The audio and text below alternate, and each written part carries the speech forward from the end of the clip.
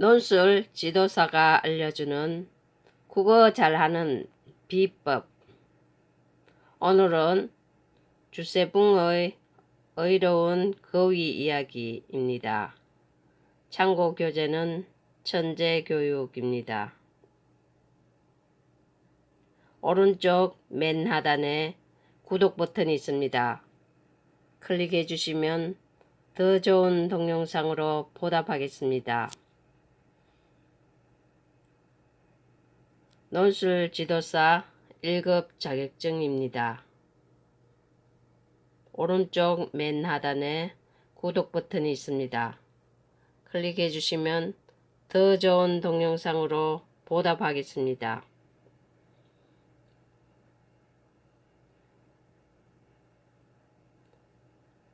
어려운 거위 이야기는 주세붕의 작품입니다. 먼저 주세붕에 대해서 알아보겠습니다. 주세붕은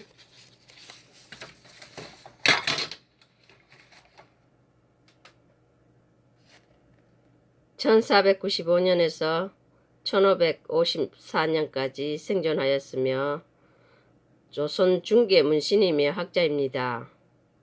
백운동 서원으로 유명합니다. 사림 자제들을 교육시키는 데 주력했습니다. 서원을 중심으로 서원을 사림의 중심기구로 삼는 한편 향촌의 풍속을 교화하려는 목적으로 강론에 힘썼습니다.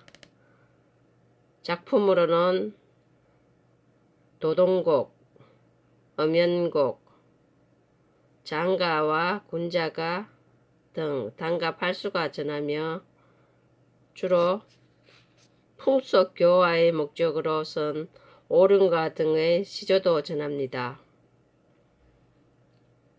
어려운 거위 이야기에 들어가기 전에 이 작품을 전체적으로 한번 파악을 해 보겠습니다. 어려운 거위 이야기는 기회 형식으로선 고전수필입니다. 거위를 길렀던 경험을 바탕으로 깨달음을 이끌어내고 있는 글입니다. 글쓴이가 거위를 길렀던 자신의 체험으로부터 인간 사회의 문제점을 지적하고 올바른 인생의 태도가 무엇인지 제시하고 있는 작품입니다. 갈래는 고전수필, 성격은 성찰적, 교훈적, 비판적입니다. 제재는 거위를 기른 경험입니다. 주제는 거위들의 어질고 어려운 마음을 본받기 바라는 마음입니다. 다음은 작품을 한번 읽어보겠습니다. 참고로 주세붕은 백운동 서원을 세운 것으로 유명합니다. 어려운 거위 이야기.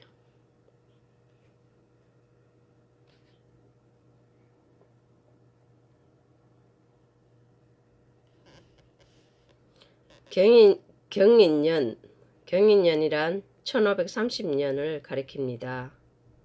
2월에 누님께서 가랑리 집에서 돌아가셨다. 큰누님께서 돌아가신 것이 거위를 기르게 된 계기입니다.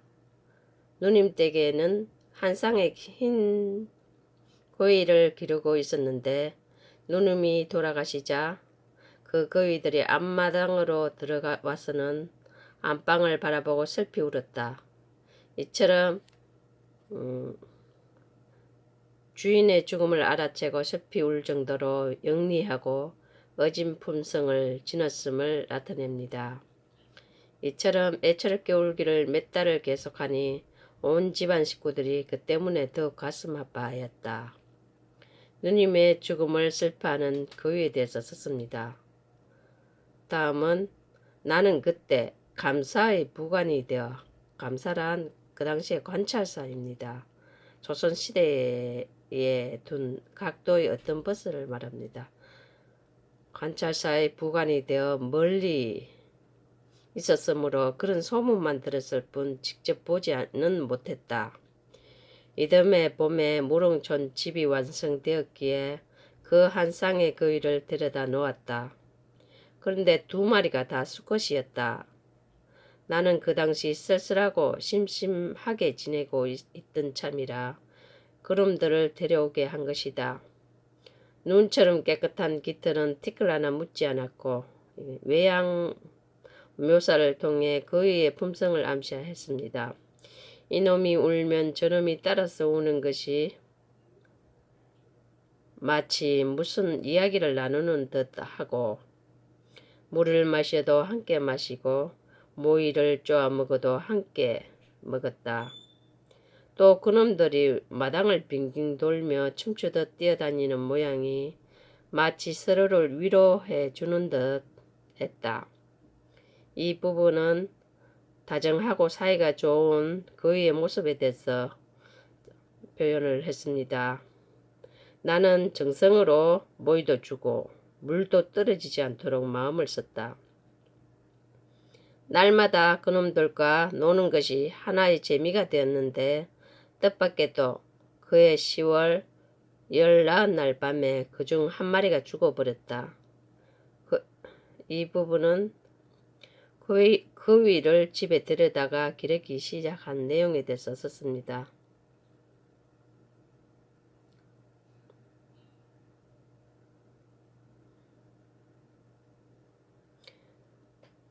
다음은 아침에 일어나서 거의 우리를 살펴보니 살아있는 놈이 죽은 놈을 품고서 날개를 치며 슬피 울어대고 있는 것이 아닌가. 거위들의 어리있는 행동, 인간의 형태와 대비됩니다. 그 울음소리가 하늘까지 사무치니 보는 사람마다 불쌍하고 안타까워 한숨을 지었다. 동네 아이들이 와서 죽은 놈을 가져가자 산 놈은 바로 일어나 이리저리 배회하기 시작했다. 원망어린 소리로 울어대며 죽은 거위에 대한 의리의 행동, 지난날 저희들이 놀고 먹이를 쪼아 먹던 곳을 따라 사방으로 왔다 갔다 하는 것이 마치 죽은 놈을 찾는 것 같았다.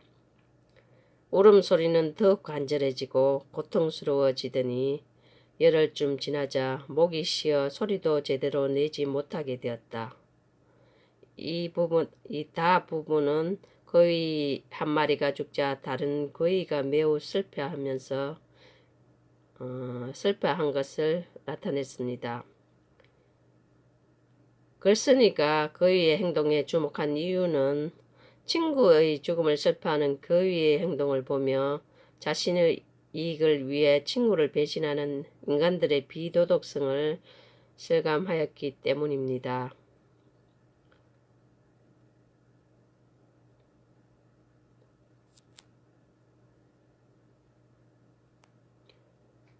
글쓴이가 거위를 기르게 된 경위는 큰 누님이 돌아가시고 나서 쓸쓸하고 심심하게 지내던 글쓴이가 누님의 댁에 거위들을 데려오게 된 계기입니다. 오른쪽 맨 하단에 구독 버튼이 있습니다. 클릭해 주시면 더 좋은 동영상으로 보답하겠습니다. 거위와 관련된 글쓴이의 경험은 거위의 의로운 모습, 큰 누님 그러니까 죽음을 슬퍼하고 어떻게 보면 주인의 죽음을 슬퍼하고 서로를 위로해 주며 잘 지냅니다. 거위 한 마리가 죽자 또 다른 거위가 매우 슬퍼합니다.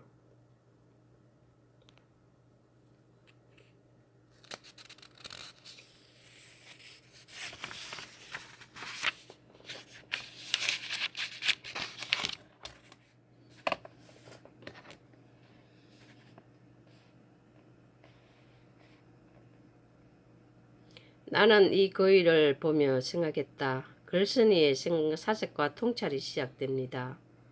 저 거위는 하찮은 미물인데도 그 주인을 사모하는 정이 그처럼 충성스럽고 그 친구를 불쌍히 여기는 모습이 의로운 행동을 하는 거위에 대한 예찬입니다. 이처럼 어려우니 의로우니 얼마나 아름다운가.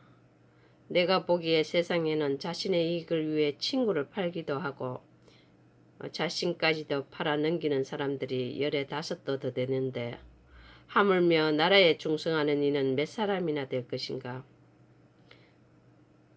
그이들과 대비되는 인간들의 잘못된 형태에 대해서 썼습니다. 천지 사이의 많은 무리 가운데 오직 인간이 가장 존귀한 존재이다. 그런데 저 꽉 막힌 미물인 그 위는 군자의 지조를 더 지녔고 신령스럽다는 인간은 도리어 미물만도 못하니 대조를 활용한 서술 그 위는 군자의 지조 인간은 미물보다 못하다는 것을 표현했습니다. 그렇다면 사람의 옷을 입고도 말이나 소처럼 행동하는 그런 놈을 사람이라고 하는 것이 과연 옳은 일일까? 미물보다 못한 행동을 하는 인간들에 대한 비판을 썼습니다. 절대로 그렇지 않다. 반대로 깃털로 몸을 감쌌지만 어질고 어려운 마음을 가진 짐승을 그냥 미물이라고 하는 것이 과연 옳은 일일까? 절대로 그렇지 않다. 이 마 부부는 의로운 그 위의 모습을 칭찬하고 인간 사회를 비판적으로 성찰합니다. 경험으로부터 얻은 결선의 깨달음은 미물이지만 의로운 그 위의 모습을 통해 그렇지 못한 인간 사회를 비판하고 있습니다. 그 위는 미물이지만 군자의 지조를 지녔고 어지고 어려운 마음을 가졌습니다. 인간은 가장 존귀한 존재임에도 자신의 이익만 생각하고 나라에 충성하지 않습니다.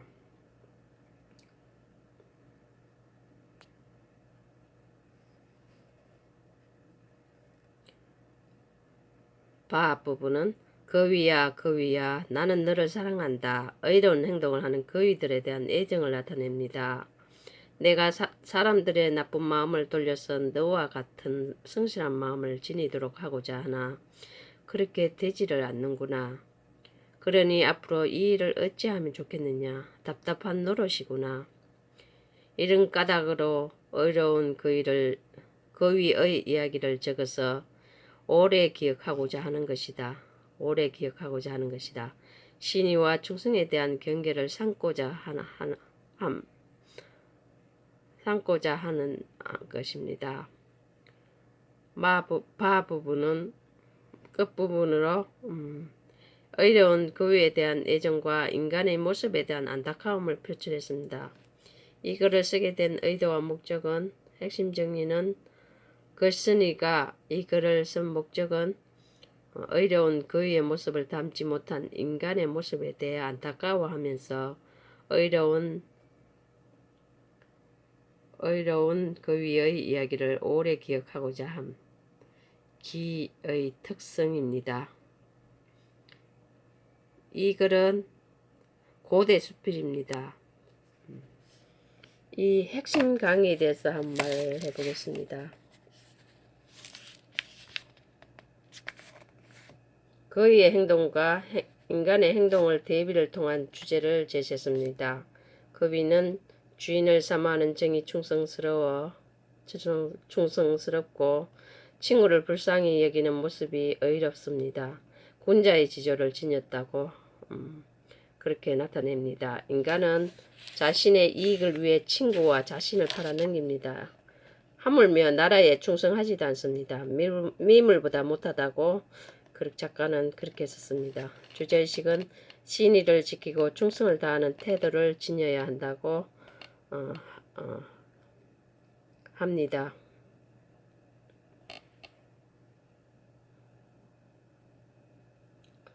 글쓴이가 그 위를 사랑하게 된 이유는 함께 할 적에는 서로를 위하였으며 한 마리가 죽었을 때는 친구의 죽음을 슬퍼하는 신의를 가진 동물임을 알게 되었기 때문입니다. 이 글을 통해서 알 수 있는 글쓴이의 경험과 깨달음에 대해서 한번 알아보겠습니다. 돌아가신 큰 누님 댁에서 기르던 거위 한 쌍을 데려오게 됩니다. 두 마리의 거위들이 서로를 위하는 모습을 보며 재미를 느끼나 거위 한 마리가 죽은 후 살아있는 놈이 죽은 놈을 품고 우는 것을 발견합니다. 열흘쯤 지나자 살아있는 거위는 목이 쉬어 소리도 제대로 내지 못하는 것을 보면서 작가는 많은 생각을 하게 됩니다. 미물인 거위가 만물의 영장인 인간보다 더 친구를 사랑하고 신의를 지킨다는 것을 깨닫게 됩니다. 그리고 자신에게 돌아올 이익만을 따지며 친구를 사귀는 사람들이 적지 않은 오늘날 이 글의 거위들이 아무것도 바라지 않고 친구를 위하여 신의를 지키는 모습을 본받아야 한다고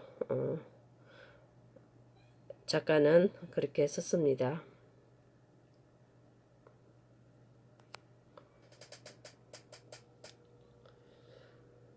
다음 활동을 통해서 이거를 나타낸 글쓴이의 개성을 한번 파악해 보겠습니다. 글쓴이는 관찰사의 부관이라는 관리 신분이며 자신의 집에서 거위를 키울 정도로 동물에 대해 관심이 있습니다. 다음은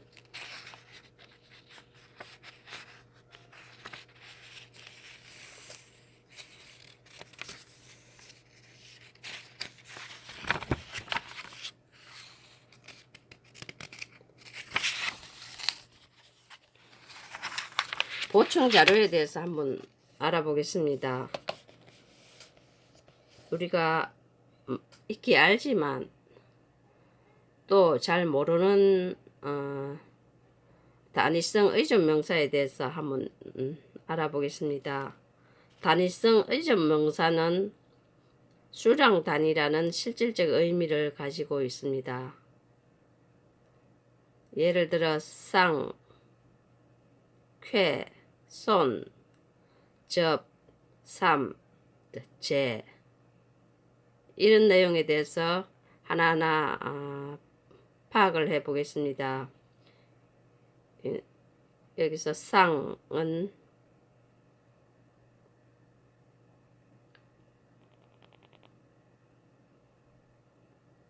먼저 위에 각 문장의 관례 안에 들어갈 알맞은 말을 복에서 골라 넣어보자고 했는데 한번 읽어보겠습니다.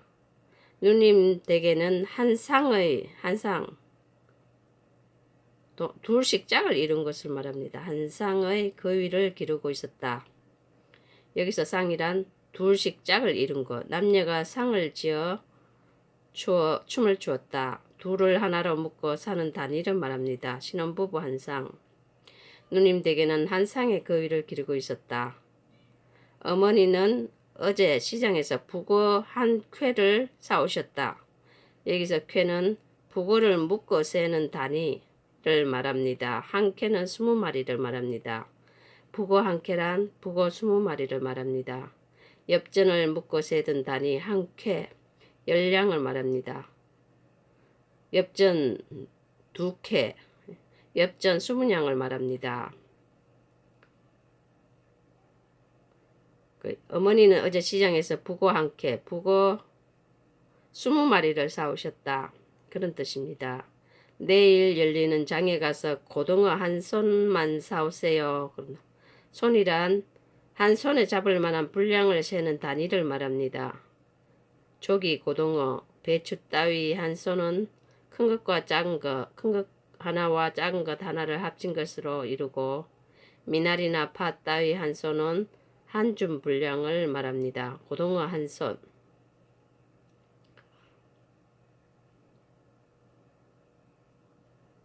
한 손은 한 손에 잡을 만한 분량을 세는 단위를 말합니다.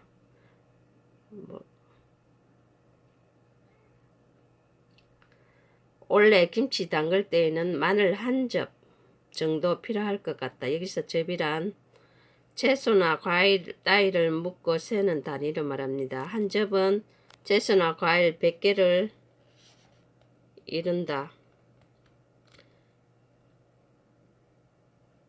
한 접은 100개, 배추 2접은 200개, 그러면 200개를 말합니다.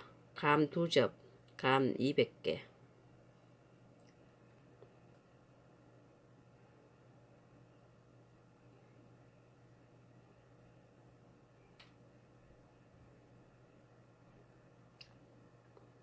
그녀는 시집 올 때 가져온 바늘 한 3을 아직도 가지고 있다. 3이란 바늘을 묶어 세는 단위 한 3, 24개를 말합니다.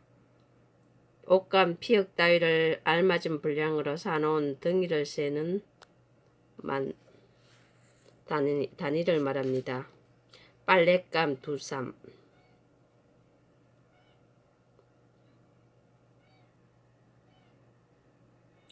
그 다음으로 저는 한재, 두재 할 때 우리 보통 한약 분량을 나타낸 단위를 한재는 탕약 20첩을 말합니다. 한재, 탕약 20첩 또는 그만한 분량으로 지은 환약 따위를 말합니다. 상하탕 한재, 보약 한재를 지어 먹다. 20첩을 지어 먹다는 뜻입니다. 그리고 우리말을 한번 알아보겠습니다. 자주 쓰지만 좀 애매한 단어에 대해서 한번 알아보겠습니다. 우리마을 옹기쟁이는 멋쟁이, 옹기장이는 멋쟁이, 사람을 가리키는 점이사입니다. 장이, 쟁이. 장이와 쟁이는 서로 의미가 다르므로 구별해서 써야 한다. 이게 쉬우면서도 조금 애매해서 사람들이 정확하게 잘 모르는 것 같습니다. 장인은 그것과 관련된 기술을 가진 사람을 장인은 사람을 말하는 뜻을 다하는 전미사입니다. 미장이, 땜장이, 옹기장이, 칠장이처럼 쓰입니다. 그러니까 미장하는 사람을 말합니다. 장인은 사람, 쟁이는 그것을 나타내는 속성을 가진 사람을 이 뜻을 다하는 전미사로 급쟁이, 급을 내는 사람 그런 뜻입니다. 고집쟁이, 멋쟁이, 무식쟁이처럼 쓰입니다. 이와 유사한 형태로 뱅이가 있는데 이는 그것을 특징으로 가진 사람의 뜻을 더하는 전미사로 가난뱅이, 게으름뱅이, 주정뱅이, 장돌뱅이처럼 쓰입니다. 그 위에도 사람을 가리키는 전미사로 꾼, 살림꾼, 장사꾼, 주정꾼, 사기꾼, 배는 불량배, 소인배, 폭력배, 사는 변호사, 세무사, 수는 무용수, 공격수, 원은 회사원, 연구원, 가는 건축가, 작곡가, 공은 기능공, 용접공, 보는 울보, 먹보, 꾸러기는 장난꾸러기, 장꾸러기 등이 있습니다. 전미사는 참고로 단독으로 쓰이지 못하고 다른 어근이나 단어의 뒤에 붙어 새로운 단어가 되게 하는 말입니다. 여기 우리말 나들이의 장이와 쟁이는 시험에도 자주 나오는 문제입니다. 정확하게 이해를 해서 시험에 나오면 틀리지 않도록 해주시기 바랍니다. 오른쪽 맨 하단에 구독 버튼이 있습니다. 클릭해 주시면 더 좋은 동영상으로 보답하겠습니다. 감사합니다.